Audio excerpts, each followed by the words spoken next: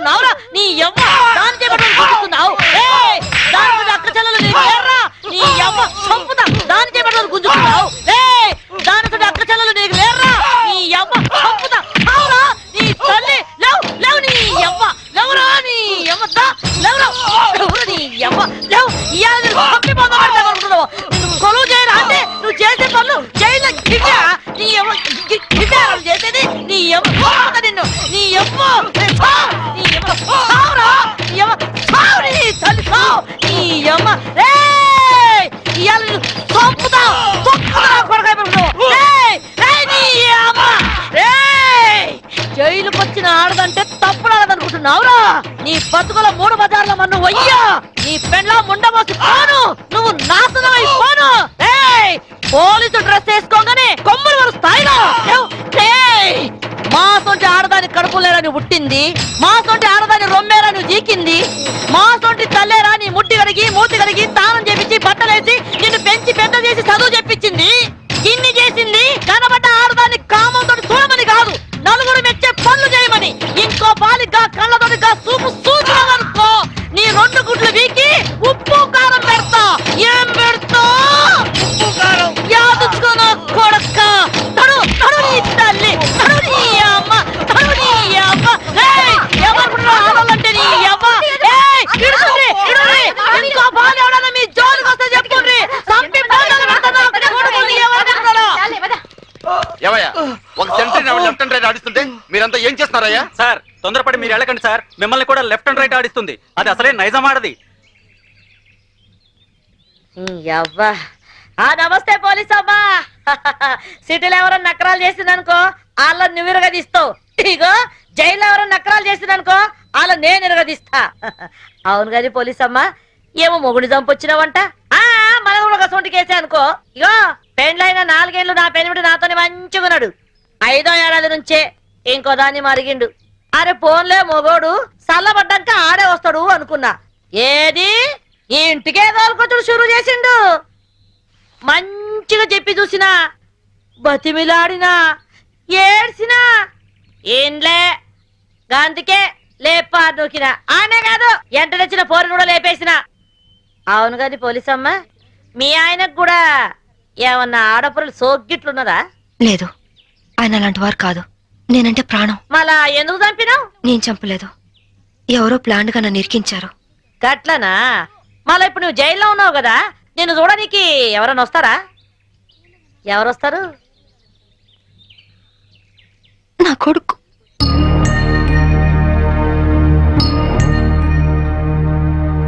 పిచ్చు mummy, పిచ్చు mummy ఎలా ఉన్నావురా? బాగున్నా మమ్మీ. నువ్వు ఇక్కడున్నావేంటి? నిన్నే అమ్మా ఇక్కడున్నావేంటి?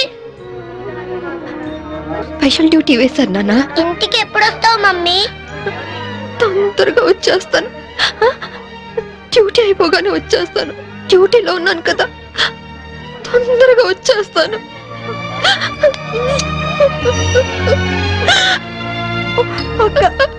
చిన్నపిల్లలాగా నువ్వు ఇలా ఏడిస్తే బాబు ఇంకా దిగులు పడతాడు.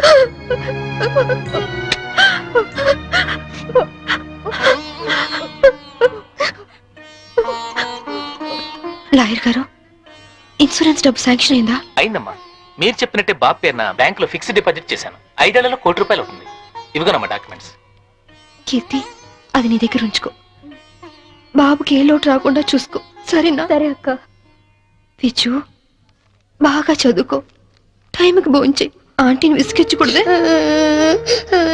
తాతయ్య లేరు, డాడీ లేరు, నువ్వు లేవు. నాకు అన్నం తినబుద్ధి కావట్లేదు మమ్మీ. నాతో వచ్చే మమ్మీ, వచ్చే మమ్మీ, వచ్చే మమ్మీ. మేడం, టైం తప్పకుండా వస్తాను. అప్పుడు దాకా ఆంటీ చెప్పినట్టు విను.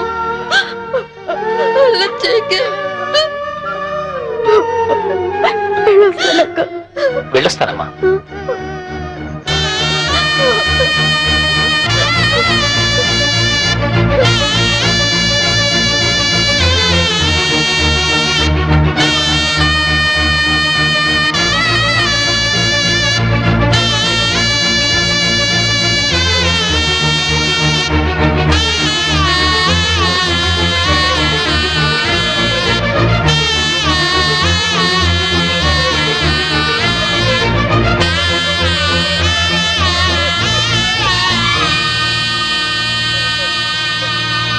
సాంబవమ్మ, ఓ సాంబవమ్మ, అరే ఏమాయేమో చిన్నపిల్లలకి ఏడుస్తున్నావా?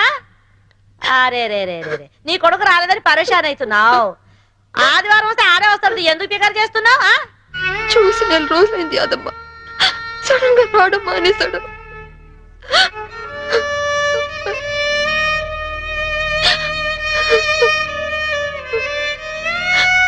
ఈ ఆదివారం వస్తాడేమో, ఎందుకు పికర్ చేస్తావు? ఏడువకు సాంబవమ్మ, ఏడు.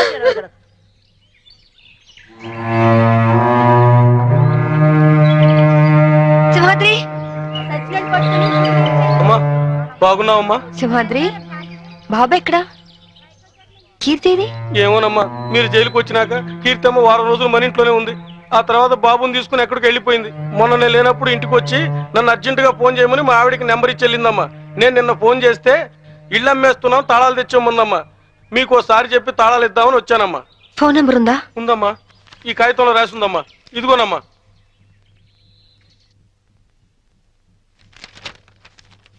సార్, నేను ఒక ఫోన్ చేసుకుంటాను ప్లీజ్ సార్. చాలా అర్జెంట్ సార్, ప్లీజ్. మామూలుగా ఖైదీలకు ఫోన్ ఇవ్వం, యాజ్ ఎ స్పెషల్ కేస్ మీరు యూజ్ చేసుకోండి. Thank you sir.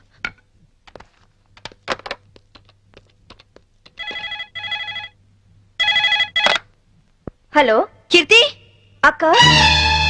అక్క నువ్వా? ఏ నేనే లిఫ్ట్ చేసేదాను కాదా? అది కాదు. ఏది కాదు? వారం వారం బాబుని తీసుకురామంటే ఎందుకు తీసుకురావట్లేదు? నెక్స్ట్ వీక్ తీసుకొద్దామని అనుకుంటున్నా. సరే నువ్వు ముందు బాబు ఫోని. అది అది బాబు ఫోని. అలాగే బాబు ఫోన్. హలో హలో విజు, నేను అమ్మ. నాన్న ఎలా ఉన్నావు? బాగున్నావా? బాగున్నా మమ్మీ. స్కూల్కి వెళ్తున్నావా? బాగా చదువుకుంటున్నావా? వెళ్తున్నా మమ్మీ. నువ్వే వస్తానని ఎందుకు రావట్లేదు? వస్తాను నాన్న, తప్పకుండా వచ్చేస్తాను. ఎప్పుడు? త్వరగా వచ్చేస్తాను. డాడీ, మమ్మీ, డాడీ వచ్చాడు. Hello hello.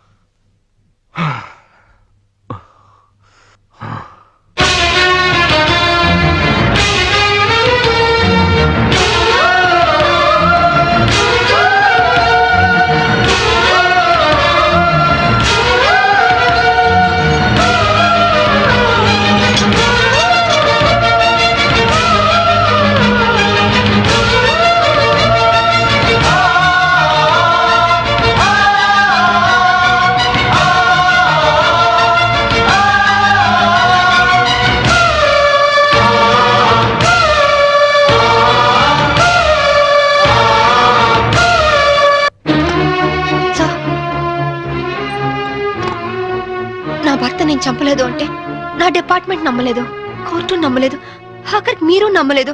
ఇప్పుడు చూడండి, నా భర్త బతికే ఉన్నాడు. ఏంటి? అవును సార్, నా భర్త బతికే ఉన్నాడు సార్. అంటే చనిపోయాడని కన్ఫర్మ్ చేసిన పోలీసులు ఫుల్సా? నువ్వు హత్య చేసేవని శిక్ష విధించిన జడ్జి పిచ్చోడా? సార్ నేను చెప్పేది నిజం సార్. ఇదంతా నా భర్త ఆడిన నాటకం. ఒక్క నిమిషం,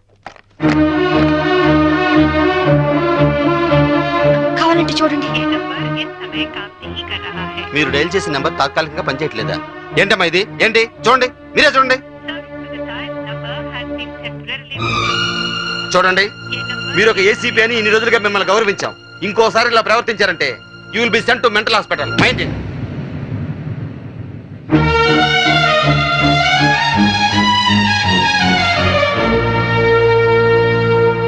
ఏమ్మా, నువ్వు నన్ను పర్మనెంట్ గా జైల్లో పెట్టేస్తానని ప్రతిజ్ఞ చేసావు. ఇప్పుడు నువ్వే జైల్లో ఉన్నావు. జైలు కూడా ఎలాగుంది? సింహం బోన్లో ఉంటే మీలాంటి కుక్కలు ఎన్నైనా మురుగుతాయిరా. మామూలు కుక్కలు కాదు, ఓర్ర కుక్కలు. ఈ పొగరుతోనే కదే నా తమ్ముని నా నుంచి దూరం చేశావు. అందుకే నీ బిడ్డని నీ నుంచి దూరం చేసి నిన్ను జైలుకు పంపించాం. చట్టం నుంచి తప్పించుకోగలరేమో గాని నా నుంచి తప్పించుకోలేరు. అంటే జైలు నుంచి తప్పించుకొచ్చి మమ్మల్ని చంపుతావా? మీ అందరినీ చంపాలనుకుంటే నేను జైలు నుంచి పారిపోనక్కర్లేదు. ఇప్పుడే ఇక్కడే మిమ్మల్ని చంపొచ్చు, కానీ చంపను.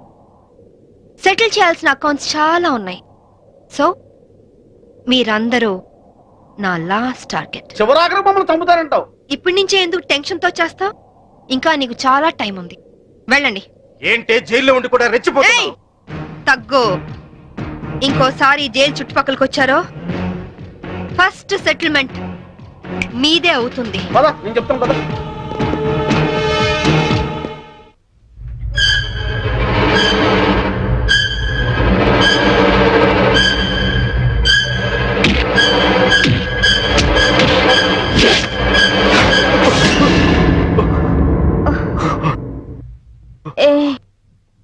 ఏమైంది?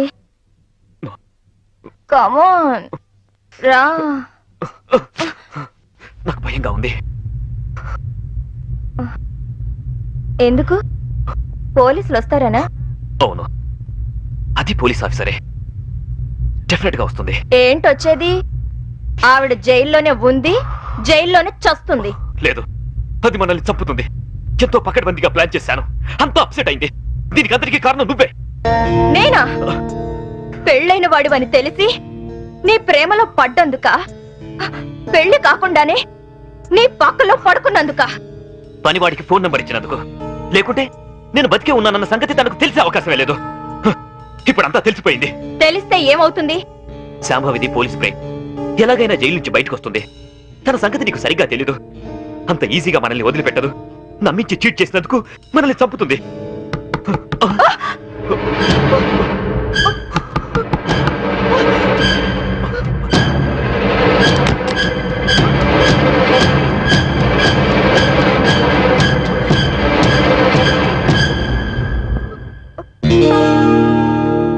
ఏంట్రా? ఏంటి? డాడీ నిద్ర పట్టట్లేదు. అమ్మని చూడాలనుంది నాకు. అమ్మకమ్మ కావాలి. ABCDEFGHIJK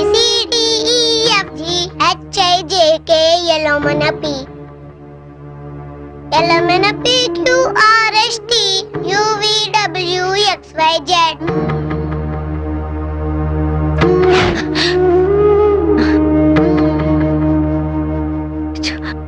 చిన్నతనంలోనే తల్లి నుంచి విడిపోయిన పిల్లలు అమ్మ ఒడి వెచ్చతనాన్ని మర్చిపోలేరు అంటారు.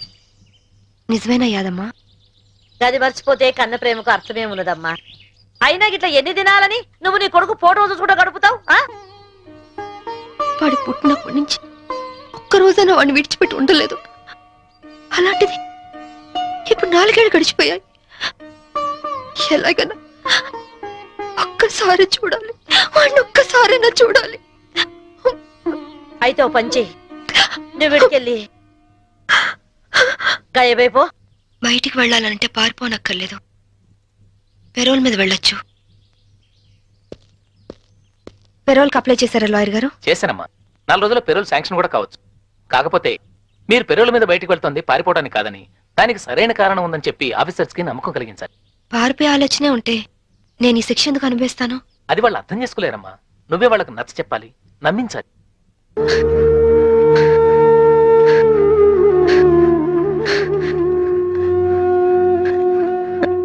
యాదమ్మా, ఒక పోలీస్ ఆఫీసర్ అయ్యుండి ఎంతో మంది క్రిమినల్స్ ని పట్టుకున్నాను. కానీ నా ఇంట్లో నా భర్తే నన్ను చీట్ చేశాడు. మోసపోయాను యాదమ్మా, మోసపోయాను. ఆనాటి రామాయణంలో సీతమ్మ దగ్గర నుంచి ఈనాటి యాదమ్మ సాంబవిల దాకా ఆడది ఆడదేనమ్మా. సెంటిమెంట్ మన ఈక్నెస్. దాన్ని అడ్డం పెట్టుకుని పబ్బం గడుపుకునేది ఆ మగ పుండాకోర్ల టాలెంట్. తప్పు చేసినోడు కట్టుకున్నోడైనా సరే, కన్న బిడ్డైనా సరే, గసోంటోలను గిసోంటి చెత్రి బల్ల మీద పండబెట్టి గిట్ల దుగాడ పట్టాలే. గప్పుడే మన ఆడల బతుకులు మంచిగా అవుతాయి. ఐగిరి నందిని నందిత మేదిని విశ్వ వినోదిని నందినుతే గిరివర వింధ్య శిరోధిని వాసిని విష్ణు విలాసిని జిష్ణునుతే భగవతి హేసితి కంఠ కుటుంబిని భూరి కృతే జయ జయ హే మహిషాసుర మర్ధిని రమ్యక పర్ధిని శైలసుతే నింగి నేల అక్షతులేస్తే జైలు గోడలే జై జైలంటే ఒంట్లో రక్తం ఉరకలేయదా. తోబుట్టు సైన్యమవ్వదా న్యాయం కోసమే ఈ యుద్ధం యుద్ధం కోసమే సంసిద్ధం ఈ తెగువే అజేయం నీ ధ్యేయం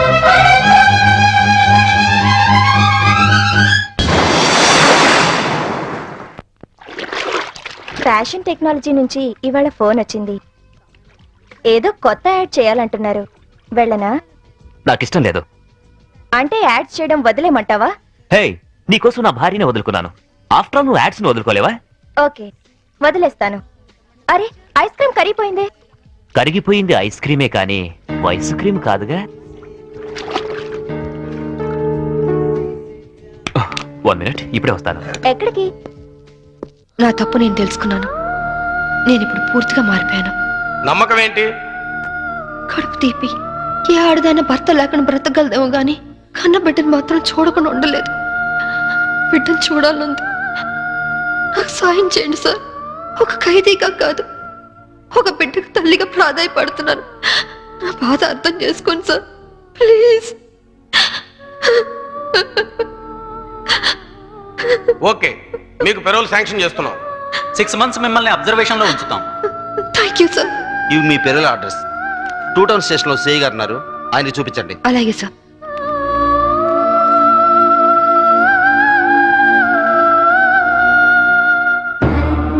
భార్య పోతే మొగాడికి మొలతాడు, భర్త పోతే ఆడదానికి పసుపుతాడు తెంచేస్తారు. కానీ చట్టపరంగా భర్త చనిపోయినందుకు తాళిబొట్టు తెంచేసుకోవాలో బ్రతికున్నందుకు ఉంచేసుకోవాలో తెలియట్లేదు. అంటే దీన్ని నమ్మి ఖైదీల వెల్ఫేర్ ఫండ్కి నా చందాగా ఇవ్వండి.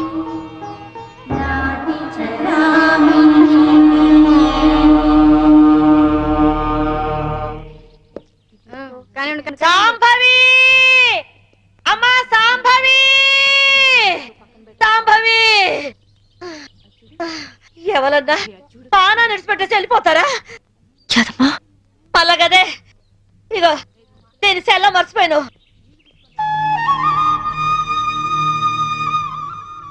థ్యాంక్స్ యాదమ్మా. కన్న తల్లి కాకపోయినా అంతకంటే ఎక్కువగా చూసుకున్నావు. ఇంకో జన్ముంటే నీ కడుపునే పుట్టాలి, నీ కడుపునే పుట్టాలి.